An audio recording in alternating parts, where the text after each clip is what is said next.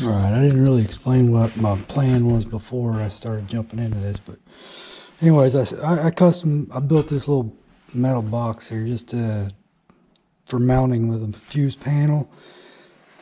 The plan behind putting this small hole in the back and run the wires through is I would have all this empty area on this side if I had any other relays that I wanted to mount. I do have an electric fan that I plan on mounting. It's going to require a relay. There's right off the top, I can't think. There's another external relay that I'm going to be needing to mount somewheres that I'd just assume mount in the cab. So that's the reason for this. I figured I'd cut a hole here, stick everything in there, get the wires out of the way. I'd still have room over here to mount it. And I see all these YouTubers, beautiful little relay panels and fuse panels and everything. And so, yeah, I can do that. Well, it's a lot more difficult, especially now that I actually start pulling wires. Didn't take me long before I realized that hole is way too small. I probably should have cut it all the way down to the bottom, all the way up top there, just to give me more room to pull all these wires through. I mean, they fit. It just would have been convenience factor, especially if I ever do have mount relays in here. I can do it. I can feed them through there easier. One thing I was thinking about doing, I mean, I still got plenty of room here. I can bring the wires through here. I don't have a whole lot of room that I could bring them up like this up here, but I have plenty of room there. I could always use those as a raceway, run wires through there if that gets too busy, too tight. I do plan on somehow dressing the edges of that metal just so any rubbing of the wires doesn't cut the insulation and short out. But right now that's what the back looks like. It's a mess. I'm hoping to, as soon as I start cutting some of these wire ties, and you already seen me cut wire ties and doing tape, all I did that was just to pull it through and keep it all in the same group. I'm hoping as soon as I get it in place, this rat's nest, this knot of a wire, hopefully I can get this, looking somewhat more neat. I also never mentioned where I plan on putting this box. I got it mounted or built to fit right here, right in the glove box. That way it's going to be hidden behind my glove box door. It's also easy accessible. I don't have to go up underneath anything, shove up or just drop the glove box door. I mean, this is going to be a minimalistic vehicle. I'm not even planning on putting a radio in here. It's probably going to be one of those JBL Bluetooth speakers and Pandora on my phone. So, this is not a daily driver. At least that's not my plan.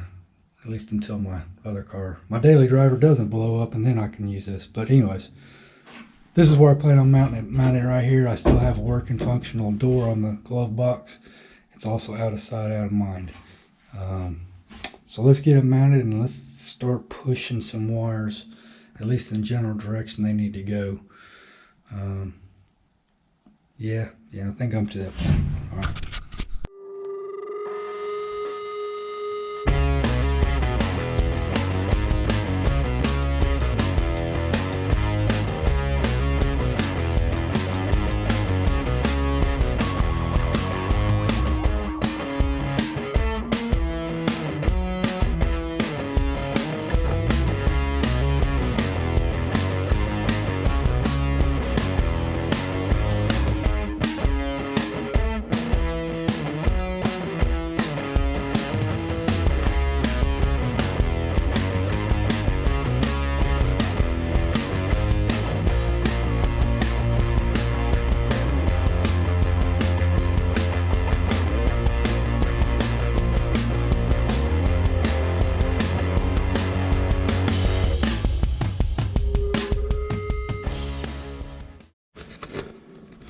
Well, that turned out easier than I thought. I still got to tighten them up, tighten everything up. But I think it looks pretty clean. I mean, like I said, I got plenty of room for a chaser over there if I got chase wires. Still got to deal with this rat's nest. That knot back there. I'm hoping after I start pulling some of these wires apart and figuring out exactly where they go, which it's labeled good. I mean, I've heard good reviews about this. This is a what, 22 circuit, I think. I mean, I seen going through there earlier, I seen wires I know I'll never use. I mean, got radio wires, got a couple accessories. I seen an AC, I seen this, that, and everything else. And I mean, I'll have spare circuits, but better to have too many than not enough. Let's see what else. I plan on going through those two holes there for probably some wire looms. Somehow, I'm not quite sure how I'm going to get it back to the back of the truck for like the taillights and everything. We'll play it by ear. That's the way this whole project has been going. So, looks good. I'm happy. Alright, so started running some wires.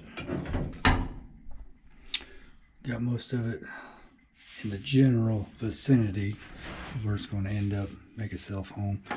With the exception of two sets. This right here. This wire is yellow, green, gray, and green. This plug, this is for my dimmer switch, which is a floor mounted dimmer switch, which you see over there, but goes in that hole up there. Not the big one, obviously, but anyways, goes over there. There's no way this is enough wire to get over there. I'm gonna end up having to these two right here, these two go in that general direction anyway. As soon as I cut tape, I have plenty of room, but these right here, I'll go into the engine compartment, which I don't have enough slack. This is your high beam light, feeds your high beams. Don't have enough slack, so I'll end up having to splice these. I'll cut both of them, put a splice in, run them all the way over there. That's one issue. The other issue I've got, as far as just and all it is more or less routing and or length of wire, is these right here. These are for my brake switch. Yeah, brake switch, third brake light, feed, and something else for the brake. Long story short, these three right here are supposed to go to my brake switch. I know a lot of brake switches are mounted on the brake pedal. It's more or less just a mechanical switch. You push the brake, it either makes or breaks a switch for your wires. I don't know if that's what these were originally designed to go, and even so, it'd be still kind of a tight run. It might make it, it would be tight if it went to the brake switch. Well, I don't go to the brake pedal. Mine actually goes up here to this proportioning valve. I've got this right here should be, if I remember right, this goes to the dash for a warning. This is like a low brake pressure alarm. And this right here is your actual brake light. Whenever you hit the brake pedal, it supposedly makes up this little pressure switch in here, and that's what sends the light to your brakes. So that's another set of wires I'm going to have to splice and bring all the way over here. So you know what, more I think about it, I might have that backwards. This probably is my brake light for my brake lights, and this is probably the warning on low pressure. I'll have to double check the paperwork. I've had them installed for a while. Like I said, I just now getting back into it, so we'll see. See, here's the high beam, that same green wire, high beams, comes all the way over here. It's gonna have to go up in here, and yeah, I got probably too much, but it's gonna have to come up in here. So See, there's my headlight. This is actually on the gonna be for the passenger side, but it comes outside of this part right here, so it's gonna have to come all the way out to right here, get wired up there. So anyways, long story short, I'm gonna need to splice those, extend them out. Other than that, everything else looks to be fine. I've got my rear wires temporary, just, you know, laid out, pulled out just to hang out. I've got 2 fusible 12 volt supplies. This is the 12 volt supply to the fuse panel. This is a 12 volt fused to my alternator.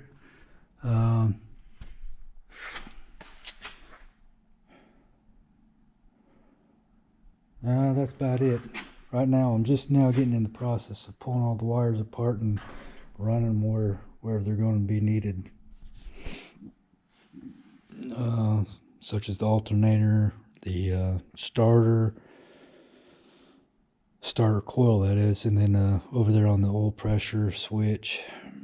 Might have to go ahead and extend those wires, run them all the way over to the brake switch, but that's where I'm at now. Otherwise, it's been not that bad.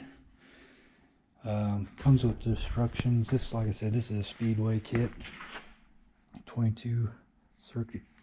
Here's your instructions too. Front, back,